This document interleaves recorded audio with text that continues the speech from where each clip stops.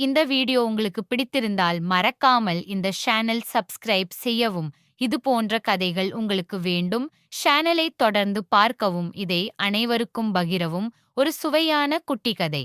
பொதுவாக ஜப்பானியர்கள் மீன் உணவை மிக விரும்பி சாப்பிடுபவர்கள். அது ஜப்பான் நாட்டின் ஒரு தீவு.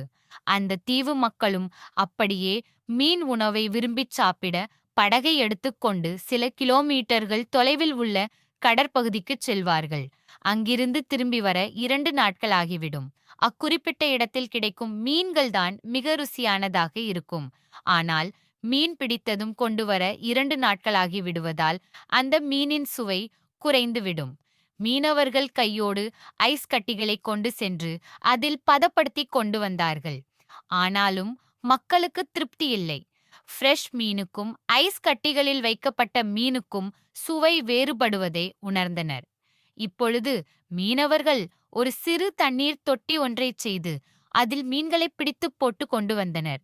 ஆயினும் அத்தனை பெரிய கடற்பரப்பில் நீந்திக் கொண்டிருந்த மீன்கள் சிறிய தண்ணீர் தொட்டியில் 2 நாட்களாக சோம்பிக் கிடப்பதினால் மீனின் சுவை குன்றிப் போவதாக மீண்டும் குறை யோசித்த மீனவர்கள் புதிதாக ஒரு யோசனை செய்தார்கள். குட்டிச் சுறா மீன் ஒன்றை பிடித்து அந்த தொட்டிக்குள் விட்டார்கள்.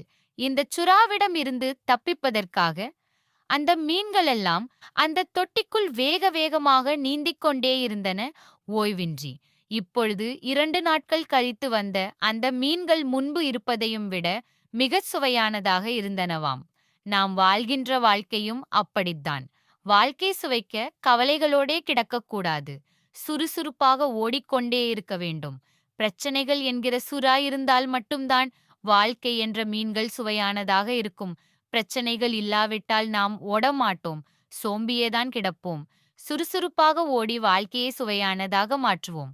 கதையின் நீதி: அர்ச்சனை இல்லாத கடவுளும் இல்லை, பிரச்சனை இல்லாத மனிதர்கள் இந்த உலகில் யாரும் இல்லை.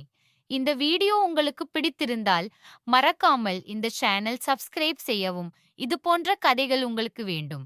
சேனலை தொடர்ந்து பார்க்கவும். இதை அனைவருக்கும் பகிரவும்.